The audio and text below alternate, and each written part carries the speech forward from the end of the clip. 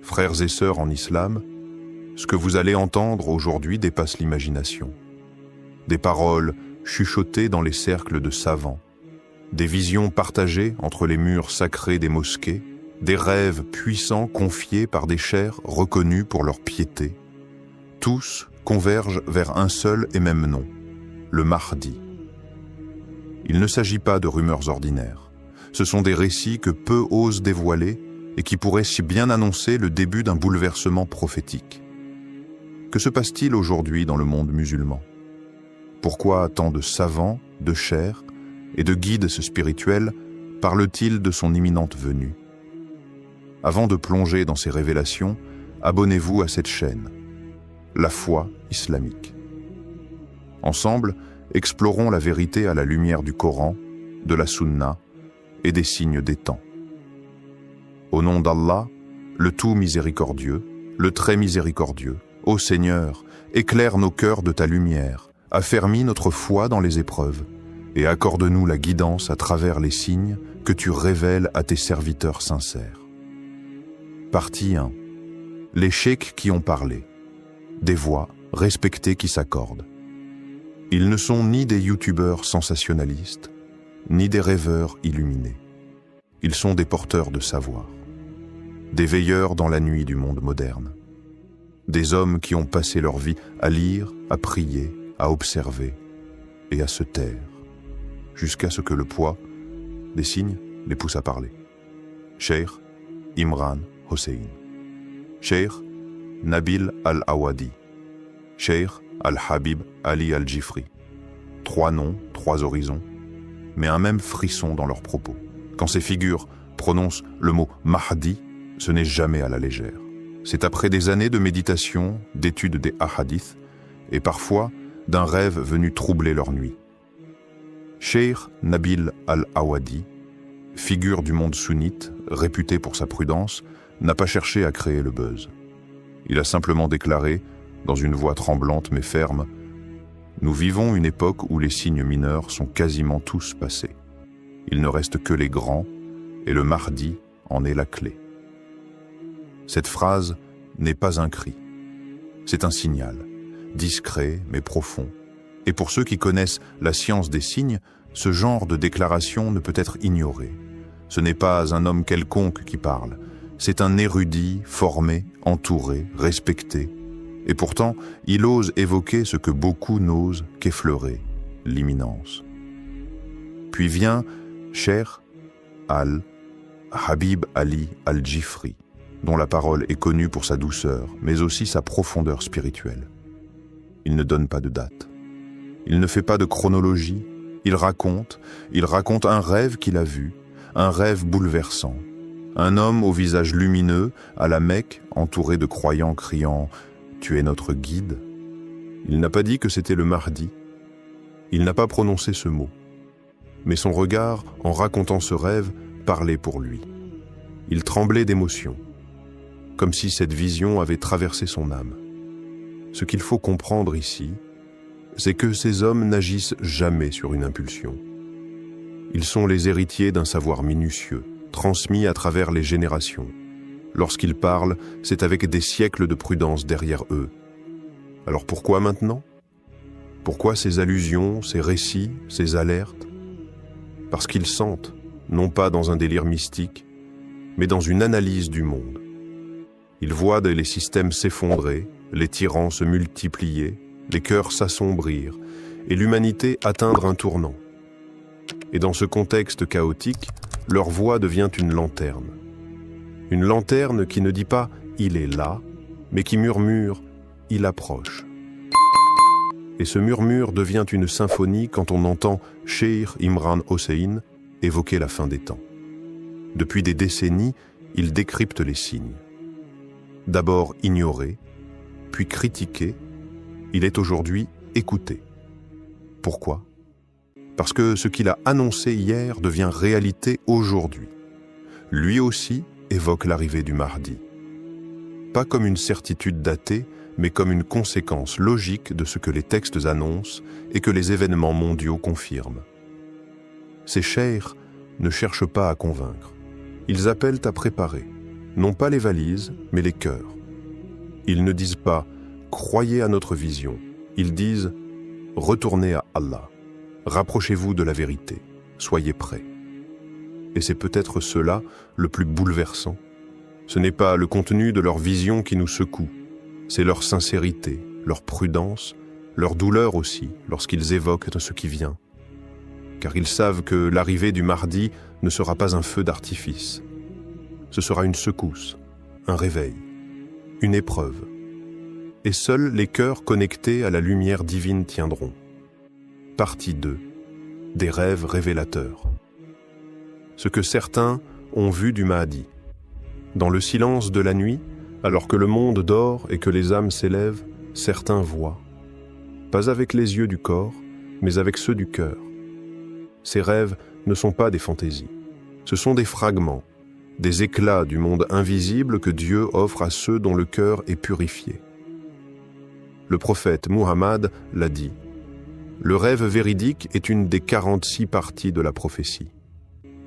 Et dans notre époque troublée, ces rêves se multiplient, pas chez n'importe qui, mais chez des hommes de science, des femmes pieuses, des étudiants sincères, des chers silencieux que le ciel réveille. Un cheikh marocain a confié le regard humide que dans son sommeil, il s'est vu transporté à Médine. Là, debout devant le noble tombeau du prophète, un homme pleurait, les mains levées, le cœur déversé en larmes. Et puis cette voix venue de nulle part, ou peut-être d'en haut, « Voici le Mahdi que tu attends ». Il s'est réveillé tremblant. Il n'a pas cherché à interpréter, il a seulement su. Quelque chose s'est imprimé en lui, comme une certitude douce et pesante à la fois. Il n'a pas cherché à en parler partout. Il l'a partagé à quelques élèves, à ceux capables d'entendre sans moquerie, de ressentir sans idolâtrer. Ce rêve n'est pas isolé. Il fait partie d'une constellation. En Égypte, un fakir raconte avoir vu une foule immense autour de la Kaaba. Un homme, vêtu simplement, au regard baissé, refusait de monter sur le minbar. Mais les gens le suppliaient.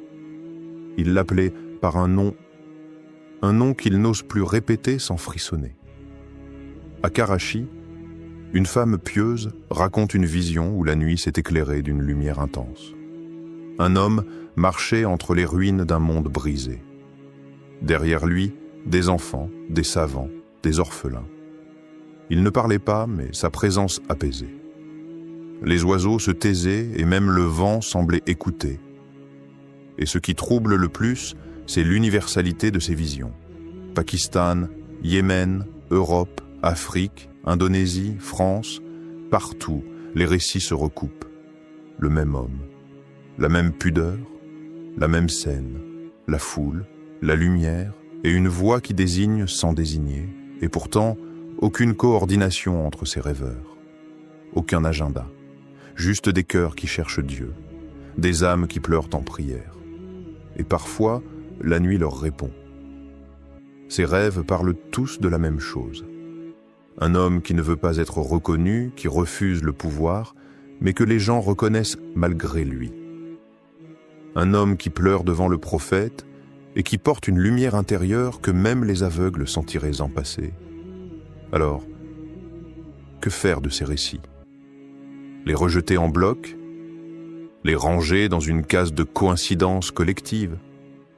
Ou faut-il, peut-être, se poser une autre question? Et si ces rêves n'étaient pas là pour désigner un homme, mais pour réveiller des cœurs? Peut-être qu'Allah nous montre ce visage, non pas pour qu'on le suive aveuglément, mais pour qu'on se prépare à ce qu'il représente. La fin de la corruption, le retour de la justice, le triomphe de la vérité. Le début d'une ère où l'islam se vivra avec sincérité, non plus dans la peur ou la honte. Et dans cette époque pleine de mensonges, de confusion et de douleur, ces rêves sont peut-être les derniers flambeaux avant la grande lumière. Partie 3. Les signes qui les ont poussés à parler. Il y a un moment où le silence devient trahison. Un moment où se taire face à l'effondrement du monde revient à abandonner les âmes à l'errance. Ce moment, selon certains savants, est arrivé. Depuis des années, les cheikhs les plus lucides observaient. Ils analysaient. Ils patientaient. Mais aujourd'hui, ils parlent. Et si des voix comme Cheikh Imran Hossein, Cheikh Nabil Al-Awadi ou Cheikh Al-Jifri ont décidé de s'exprimer sur le Mahdi, ce n'est pas par hasard. Ce n'est pas pour provoquer. C'est parce qu'ils ont vu les signes. Et ces signes sont devenus trop évidents, trop puissants pour être ignorés. Guerre dévastatrice au Moyen-Orient. Des villes réduites en cendres. Des enfants enterrés sous les ruines. Des peuples brisés, dispersés, déshumanisés. Et à chaque nouvelle guerre, un même schéma. Oppression, injustice, silence des puissants. Jérusalem sous tension. Cher Imran Hossein ne cesse de le répéter. Celui qui ne comprend pas le rôle prophétique d'Israël et de Jérusalem dans la fin des temps ne peut comprendre l'éveil du Mahdi. Il explique que le faux Messie, Dajjal, doit émerger à travers un système corrompu, sioniste, imposant au monde une fausse paix, une fausse liberté, une fausse justice, et que le Mahdi, à l'inverse, apparaîtra comme un contre-choc, un retour à la vérité absolue, à la justice divine. Un monde à genoux. L'effondrement moral n'est plus une théorie. L'impudicité est devenue une industrie. L'injustice, une norme. Les tyrans sont applaudis, les justes emprisonnés. L'islam est caricaturé, surveillé, ridiculisé. Et au sein même de la Oumma, les divisions font rage. Sunnites contre chiites, traditionnalistes contre réformistes, culture contre culture, mosquée contre mosquée. Le climat, lui aussi, parle. Inondations, séismes, feux incontrôlables. La planète semble crier sous le poids des péchés de l'humanité. Les savants ne sont pas des climatologues, mais ils voient dans ces bouleversements un rappel, une purification avant le retour d'un ordre divin. Cheikh Nabil l'a dit sans détour. L'analyse ne suffit plus. Les gens ont besoin de foi, de lumière, car ce qui vient ne sera pas une manifestation spectaculaire. Ce sera une épreuve, une tempête qui n'épargnera que ceux qui auront préparé leur cœur. C'est cette urgence qui les pousse à parler. Pas pour créer de faux espoirs, pas pour désigner un homme à suivre, mais pour réveiller les cœurs. Ils ne donnent pas de nom, ils ne fixent pas de date, ils avertissent, ils secouent. Leur message est clair, le Mahdi ne viendra pas pour résoudre vos problèmes. Il viendra avec une mission immense qui exigera de vous vérité, sacrifice et foi. Si vous n'êtes pas prêt à vous réformer maintenant, vous ne le reconnaîtrez peut-être même pas quand il viendra. Ces chers voient, pas parce qu'ils sont devins, mais parce qu'ils ont appris à lire le monde avec le Coran dans une main, les hadiths dans l'autre, et les yeux tournés vers les signes d'Allah. Et ces signes, aujourd'hui, hurlent. Partie 4. La peur et l'humilité des savants devant ces signes. Il y a des vérités qu'on ne crie pas. On les chuchote avec respect, avec tremblement, car elles ne sont pas des slogans, elles sont des responsabilités. Et c'est dans ce silence lourd, rempli de crainte et d'humilité, que les savants parlent du Mahdi. Ils ne s'affichent pas comme des visionnaires. Ils ne cherchent ni gloire, ni vue, ni applaudissements. Ils ne se prennent ni pour prophètes, ni pour élus. Non. Ils baissent l'adme la tête. Ils disent « Nous ne savons pas, mais nous sentons. Et ce que nous sentons, c'est un appel. » Leur voix n'est pas celle de la prédiction, mais celle de la précaution. Ils ne veulent pas exciter les foules, mais réveiller les cœurs. Cheikh Al-Habib Ali Al-Jifri l'a résumé dans une parole sobre et forte. Ce n'est pas notre rôle de dire quand, mais c'est notre devoir de dire comment s'y préparer. Et le comment ne parle jamais de politique, ni d'armes, ni d'agitation. Il parle de tauba, de ce retour intime à Allah, sincère, silencieux.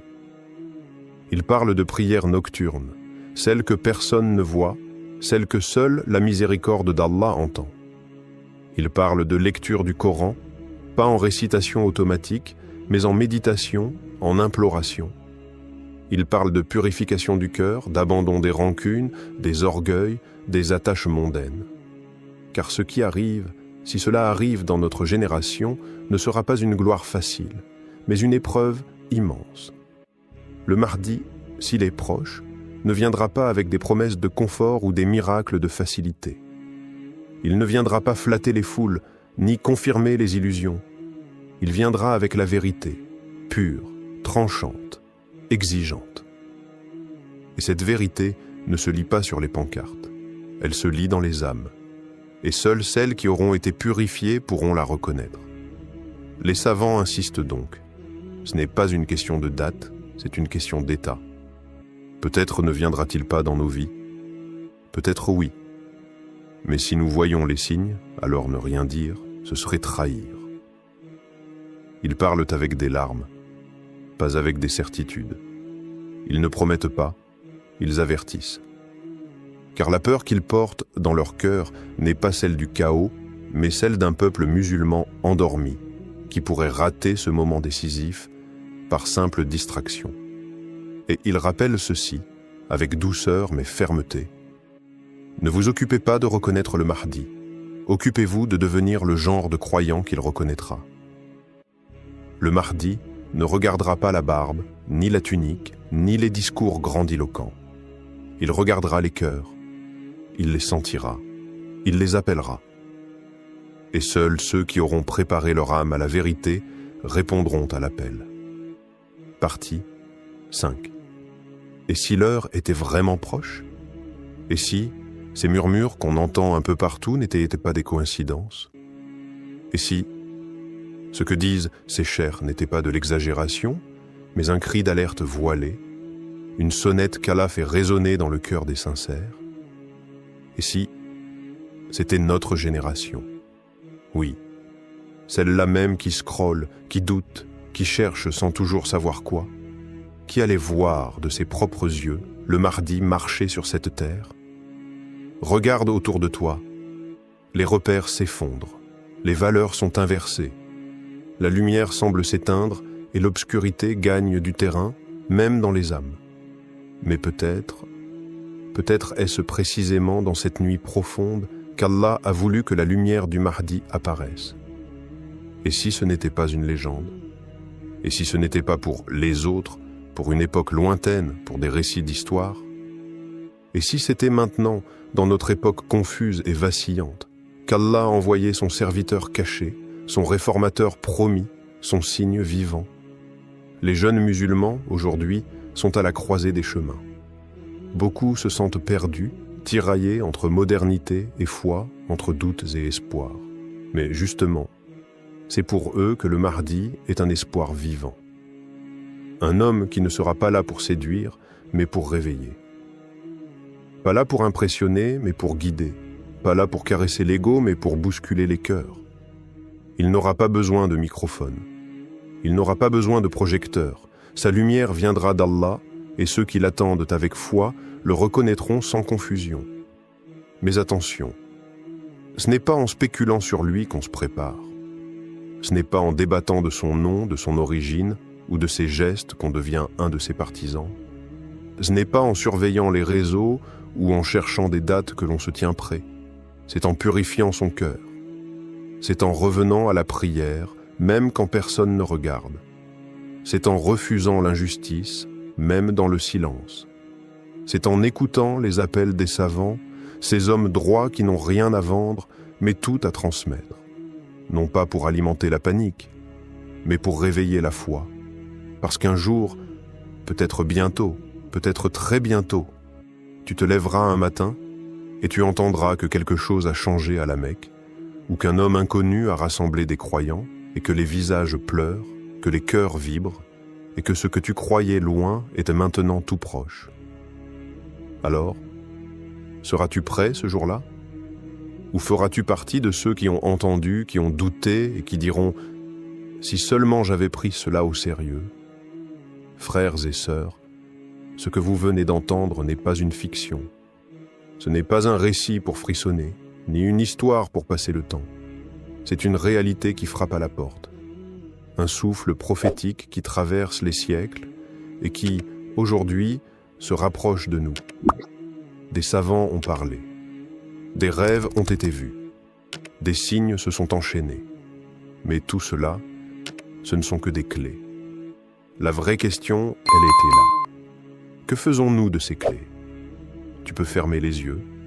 Tu peux retourner à ta vie comme si rien ne changeait, ou tu peux te lever, te purifier, te reconnecter à ton Seigneur. Parce que ce qui arrive n'est pas un film, ce n'est pas un slogan. C'est une épreuve finale, un tamis, un crible qui séparera les cœurs sincères des cœurs aveugles. Le Mahdi n'a pas besoin de spectateurs. Il a besoin de croyants solides. Il a besoin de cœurs allumés par la lumière du Coran. Il a besoin de ceux qui ne fuient pas la vérité, même lorsqu'elle dérange. Alors écoute bien ceci. Ce n'est pas lui qui nous attend. C'est nous qui devons nous préparer à l'attendre. Beaucoup diront « c'est trop tôt ». D'autres diront « c'est trop tard ». Mais Allah a déjà écrit l'heure. Et le vrai croyant, lui, ne cherche pas la date. Il cherche à être prêt, quelle que soit l'heure. Abonne-toi à La Foi Islamique. Pas seulement pour suivre nos vidéos, mais pour faire partie de ceux qui veulent vivre avec conscience, marcher avec foi et mourir avec certitude. Qu'Allah fasse de nous ceux qui reconnaîtront le Mahdi sans doute et qui marcheront derrière lui sans peur. Allahumma arina al-haqqa haqqan warzuqna ittiba'a wa arina al-batila batilan warzuqna ijtinaba.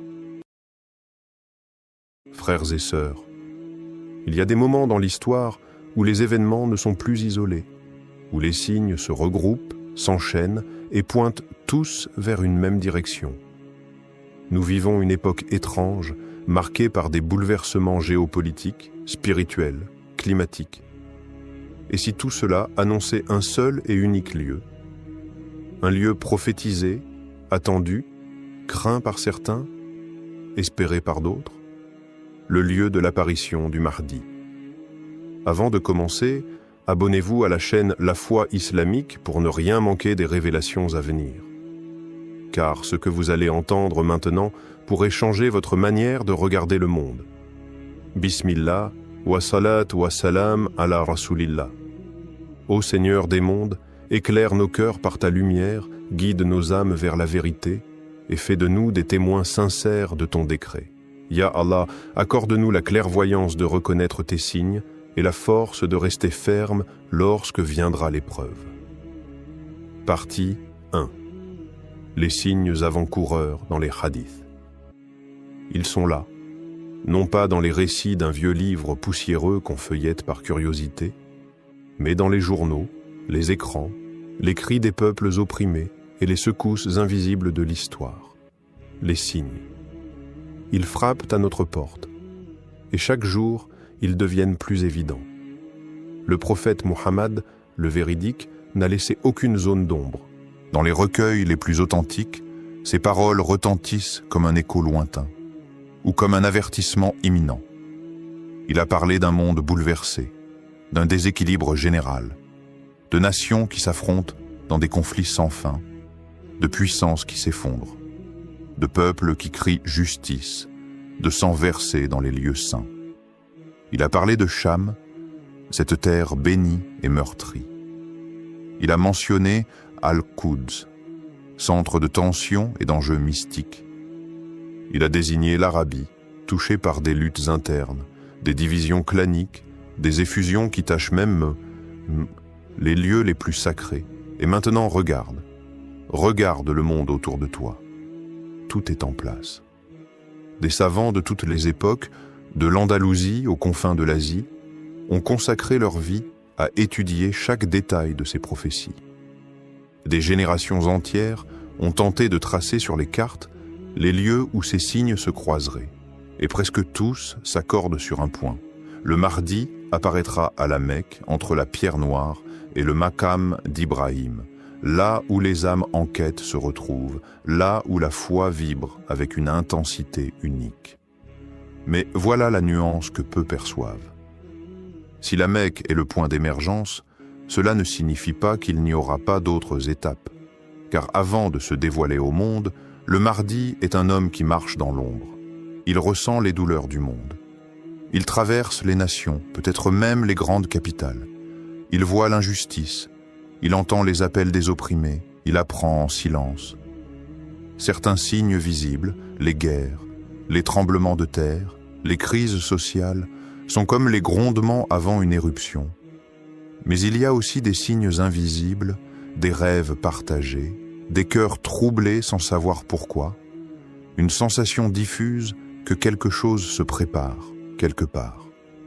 Ce sont les signes intérieurs, ceux que seule l'âme peut capter. Et là, une vérité mystérieuse se dévoile.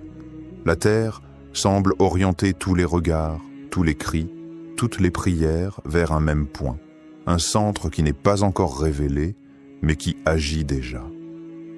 Il ne s'agit plus seulement d'un lieu géographique. C'est un espace spirituel en train de s'éveiller. Un endroit où l'invisible devient perceptible, où la lumière revient lentement après des siècles d'ombre. Ce lieu n'a pas encore été nommé. Mais tout indique qu'il est déjà chargé d'un poids que seul un élu peut porter. Ce n'est pas un hasard si certains voient le même rêve à des milliers de kilomètres les uns des autres. Ce n'est pas un hasard si des savants se replongent dans les textes avec une urgence nouvelle. Ce n'est pas un hasard si les cieux et la terre semblent en attente. La prophétie avance. Et ceux qui regardent avec les yeux du cœur savent que les signes ne sont pas finis. Ils ne font que commencer et ils convergent vers un seul endroit. Partie 2. Le point de convergence des crises mondiales. Regarde autour de toi. Pas avec des yeux fatigués par l'information continue, mais avec des yeux lucides, éveillés, conscients. Quelque chose de plus profond que les chiffres et les bulletins d'actualité est en train de se jouer. Le monde se fracture. Et pourtant, ces fractures suivent un tracé qui nous ramène toujours au même point. À l'est, le Moyen-Orient brûle, Gaza saigne, la Syrie gémit, l'Irak panse encore ses plaies, le Yémen supplie dans le silence médiatique. Des bombes tombent, mais aussi des masques. À l'ouest, l'Europe vacille. Elle doute de son identité, divisée entre un passé chrétien qu'elle a renié et un avenir qu'elle ne comprend plus. L'Occident tout entier semble fatigué de sa propre puissance. Les révoltes intérieures, la montée de l'extrême, l'effondrement moral, tout cela n'est pas que politique, c'est spirituel. Mais au centre, quelque chose attire. Quelque chose agit comme un point d'équilibre entre deux mondes, entre l'Orient mystique et l'Occident rationaliste, entre l'islam hérité et l'islam à venir.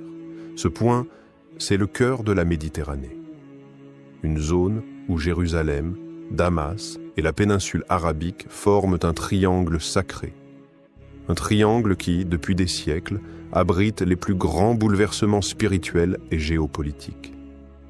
Mais quelque chose a changé, quelque chose de subtil. Les signes récents, les tensions invisibles, les rêves collectifs, les basculements soudains, tous commencent à indiquer un autre lieu. Un lieu que peu regardent, un lieu qui ne fait pas partie des récits classiques, mais que le destin semble redessiner à la lumière d'une prophétie vivante. Car le Mahdi, avant d'être reconnu, sera inconnu. Il ne surgira pas là où les foules l'attendent, comme on attend un roi avec tambour et fanfare. Il apparaîtra dans la discrétion. Il traversera des terres que l'on croyait marginales. Il portera peut-être un accent inattendu, une allure que personne ne reconnaît. Et c'est précisément là que le divin surprend. Il casse les cadres, il brise les habitudes. Certains signes, presque imperceptibles, orientent désormais notre regard vers un territoire nouveau, à la fois extérieur au monde musulman traditionnel et intérieurement connecté à son cœur. Ce lieu pourrait être en Europe, peut-être même dans une nation réputée pour son orgueil, sa laïcité, ses conflits avec l'islam. Un lieu que l'on pense fermé et qui peut-être cache la clé. Cela te semble improbable? Mais n'est-ce pas ce que l'histoire nous a toujours enseigné? Que les révolutions naissent là où on ne les attend pas, que les élus viennent de peuples oubliés, que les lumières jaillissent du cœur des ténèbres. Les tensions actuelles ne sont pas seulement politiques, ce sont des signaux divins. Elles pointent vers un nouveau carrefour, un endroit d'intersection, de rupture et de renaissance. Un point où l'ancien monde s'effondre et où le nouveau prend forme dans le silence. Et si ce lieu était déjà désigné, sans qu'aucun d'entre nous ne l'ait encore compris? Et si les crises elles-mêmes formaient une carte invisible, dessinée par le doigt d'Allah, indiquant l'endroit exact où un événement prophétique doit s'accomplir? Rien n'est au hasard, et les signes ne mentent jamais. Partie 3. Le rôle caché de l'Occident et l'éveil spirituel inattendu. Et si on t'avait toujours appris à regarder au mauvais endroit? Et si les projecteurs braqués sur l'Orient t'avaient empêché de voir que la lumière du renouveau pourrait surgir de l'ombre même de l'Occident? L'idée semble presque choquante, inconfortable. Comment imaginer que le Mahdi, l'homme guidé par Allah, puisse avoir un lien direct avec des terres qui, historiquement, ont combattu l'islam? Et pourtant, aujourd'hui, l'Occident n'est plus ce qu'il était. Sous le vernis des villes brillantes, des institutions puissantes et des idéaux proclamés, un autre monde est en train de naître. Un monde de douleur, de fractures, mais aussi d'éveil. Regarde la France. Le climat est hostile, les discours sont durs, l'islam y est combattu sur le plan médiatique, politique, culturel. Mais c'est là aussi que l'on trouve la jeunesse musulmane la plus consciente, la plus engagée, la plus attachée à son identité. Dans les quartiers populaires, dans les universités, dans les rues, quelque chose brûle, pas de la colère, mais une soif. Soif de retour, soif d'ancrage, soif de Dieu. C'est en France que les mosquées débordent pour la prière du Fajr. C'est en Angleterre que des convertis racontent avoir vu le prophète en rêve. C'est en Allemagne, en Belgique, aux États-Unis que des jeunes, sans repères familiaux, redécouvrent l'islam par pur amour de la vérité. Ce phénomène n'est pas anodin, il est prophétique, car plusieurs hadiths évoquent l'Occident de manière énigmatique. Le prophète a mentionné un groupe de croyants venus des terres de l'Ouest, des gens à la fois purs, prêts à rejoindre le Mahdi. D'autres traditions, bien que sujettes à interprétation, laissent entendre que le Mahdi vivra un temps dans une terre d'incrédulité, une terre où il sera inconnu, rejeté, persécuté, mais protégé. C'est dans l'épreuve que les cœurs sont forgés. C'est dans l'exil que les prophètes ont été formés. Musa a grandi chez Pharaon. Youssouf a été élevé loin de sa famille. Le prophète Muhammad a été rejeté par les siens avant d'être accueilli à Médine. Et si le Mahdi suivait cette même trajectoire? Et s'il avait été élevé dans un monde de contradictions pour mieux le dépasser? Et s'il vivait aujourd'hui dans une capitale occidentale, en silence, observant, priant, pleurant les péchés de l'humanité, en attendant l'ordre divin? Peut-on imaginer un instant que Paris, cette ville de lumière profane, soit aussi le théâtre secret de la lumière divine? Elle qui incarne tant de rejets, pourrait-elle devenir le lieu de l'accueil? Un lieu où le Mahdi vivrait caché, anonyme parmi les anonymes. Un cœur pur battant dans un monde hostile. Un homme éveillé, protégé non par les murs, mais par la volonté d'Allah. Et si les épreuves des musulmans en France, leur douleur, leur résistance, n'étaient pas de simples injustices, mais un signe que quelque chose se prépare. L'histoire d'Allah ne suit jamais les chemins qu'on attend. Elle renverse les puissants. Elle élève les opprimés. Elle transforme les périphéries en centres et les lieux rejetés en lieux élus. Et toi, as-tu ouvert les yeux sur ce lieu inattendu où tout pourrait commencer? Partie 4. Pourquoi Paris concentre tous les signes? Regarde Paris, pas avec les yeux du touriste, ni ceux du politique. Regarde-la avec les yeux du cœur, avec la lecture des signes. Paris n'est pas qu'une ville, c'est un champ de bataille invisible. C'est le miroir des contradictions du monde moderne, où la foi est traquée mais jamais étouffée. où l'obscurité croit dominer mais laisse toujours filtrer la lumière. Ici, les minarets sont étouffés mais les cœurs s'élèvent. Ici, la parole de Dieu est contestée mais constamment récitée dans les foyers, les cellules, les ruelles. Ici, les musulmans sont surveillés mais plus vivants que jamais. Est-ce un hasard? Ou est-ce le lieu exact de l'épreuve choisi par Allah pour que naisse ce feu dont parlent les hadiths? Un feu qui ne brûle pas pour détruire, mais pour révéler. Paris, ce n'est pas seulement la ville des révolutions, c'est aussi la ville du refus des prophètes, la ville des philosophies humaines, des lois sans Dieu, de l'ordre sans foi. Mais c'est dans ces lieux extrêmes, dans ces points de rupture, que naissent les plus grandes révélations. Souviens-toi, le Mahdi ne vient pas pour les conforts. Il surgit dans le chaos, dans le rejet, dans la nuit. Et cette nuit, Paris l'a déjà depuis longtemps. Mais une étoile pourrait bien s'y lever. Les récits soufis, porteurs de secrets transmis d'oreilles en oreilles, parlent d'un homme juste, discret, solitaire, habitant une ville étrangère aux lois divines. Il est silencieux mais éveillé. Il pleure la nuit, pris dans les coins sombres, et personne ne soupçonne qu'il est celui qu'Allah prépare. Ces récits ne nomment pas Paris. Mais ils parlent d'une grande capitale occidentale où il restera caché jusqu'au moment du retournement. Et quel autre lieu aujourd'hui correspond à ce tableau plus que Paris, capitale de la laïcité, de l'orgueil humain, et pourtant si peuplée de cœurs soumis? Paris est l'épicentre de la tension. Chaque manifestation, chaque injustice, chaque débat sur l'islam alimente cette tension spirituelle, comme si un nerf invisible était touché, comme si la ville pressentait quelque chose qu'elle ne comprend pas. Le Mahdi, dit-on, ne veut pas du pouvoir. Il ne cherche pas l'apparition. Il est appelé par les événements et forcé par le destin divin. Et pour qu'un tel homme surgisse, il faut un terrain brûlant, un lieu qui le forge, qui le rejette, puis qui l'appelle à en sortir. Paris n'est pas la fin du voyage, mais elle pourrait bien être le départ, car c'est là que le feu intérieur s'allume.